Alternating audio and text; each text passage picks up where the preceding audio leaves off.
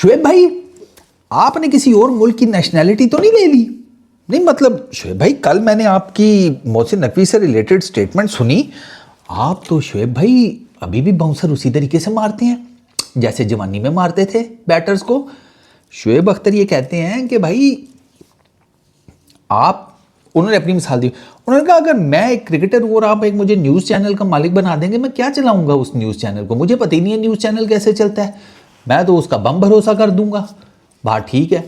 उसी से उन्होंने फिर स्टोरी बिल्डअप की। उन्होंने कहा इसी तरीके से न्यूज़ चैनल के मालिक को आपने चेयरमैन पीसीबी बना दी है, कॉम्पिटेंसी नहीं है, पता ही नहीं है क्रिकेट का, क्रिकेट के मामलात का, तो फिर क्रिकेट टीम परफॉर्म कहाँ से करेगी? बेसिकली उन्होंने सीधा सीधा भाई क्रिटिसाइज किया है चेयरमैन पीसीबी मोहसिन नकवी के ऊपर। उन्होंने कहा कि मोहसिन नकवी साहब को नहीं पता कि क्रिकेट कैसे चलनी है। And he said in between the lines, वो ब्रॉडर टर्म में गए हैं शुएब भाई। भाई साहब शुएब भाई कल बहुत हैवी आए हैं। मैं बता रहा हूं, इतना हैवी तो मैं अपनी लाइफ में कभी नहीं आया। शुएब भाई ये कहते हैं कि भाई इनकॉम्पिटेंट आदमी मुल्क के ऊपर बैठेगा उसका बेड़ा गर्क करेगा, किसी इदारे के ऊपर बैठेगा उसका बेड़ा गर्क करेगा।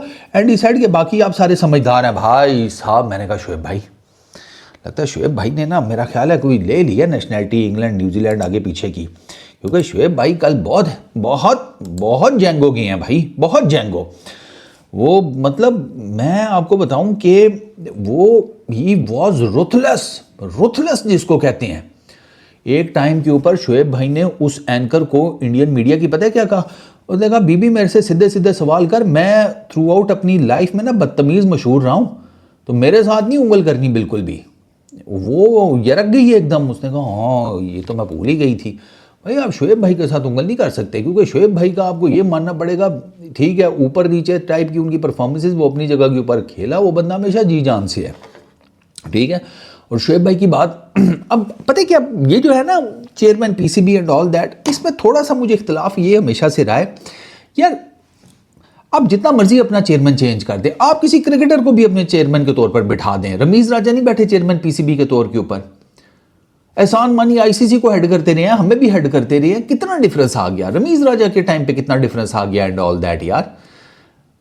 आप नजम सेठी चेयरमैन थे तब भी हारे, जक्का अशरफ थे चेयरमैन तब भी हारे, रमीज राजा के टाइम के ऊपर भी, मेरा ख्याल है रमीज भाई के टाइम के ऊपर आप जीते हैं शायद, क्योंकि वो 2021-22 में वही थे, तो आप इंडिया से 2 मैच खेले तो वो चलो वो एक हो गया आपका, ठीक है। आप जितने मर्जी चेयरमैन, आप पीछे भी तो चेयरमैन मल्टीपल्स रहे हैं, आप इंडिया से हारते ही रहे हैं।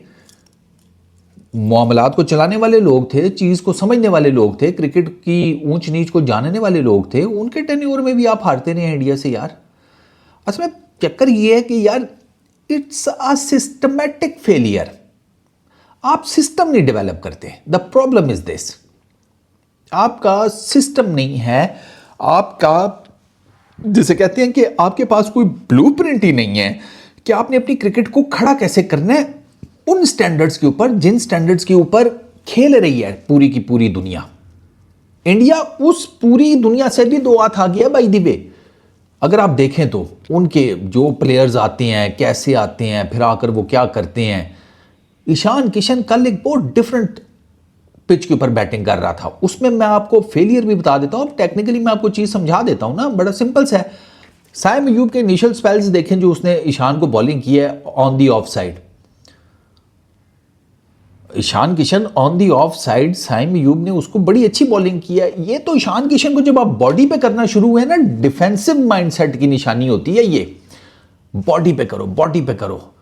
बॉडी पे जरा थोड़ा फंस जाता है ना बंदा नॉर्मली, ठीक है, शॉट खेलते हुए उसको, बैटर को भी थोड़ा सा जरा रूम चाहिए होता है बड़ा शॉट मारने के लिए, तो जब आप बॉडी पे करते हैं तो वो थोड़ा सा ना, जैसे कहते हैं चीज़ों को, पूरी बॉडी को पुल बैक करता है ना, तो वो उस तरीके से शॉट वो मारता नहीं है। ईशान किशन ने बॉडी पे आने वाली गेंदों को बाहर फेंका है इनकी, ये डिफेंसिव माइंडसेट के साथ बॉलिंग करना शुरू हुए, उसने उधेड़ दिया। अब ये चीज़ तो पीसीबी का, मैं कहता हूं कोई भी चेयरमैन वो चेंज नहीं कर सकता कि आपका माइंडसेट ही डिफेंसिव है। अब मोहसिन नकवी साहब से मुझे करंटली गिला यह है कि आपने सर्जरी करनी थी सर 2024 के, मेरा ख्याल है 7-8 प्लेयर्स 2026 के वर्ल्ड T20 में खेल रहे हैं, क्या सर्जरी हुई है सर?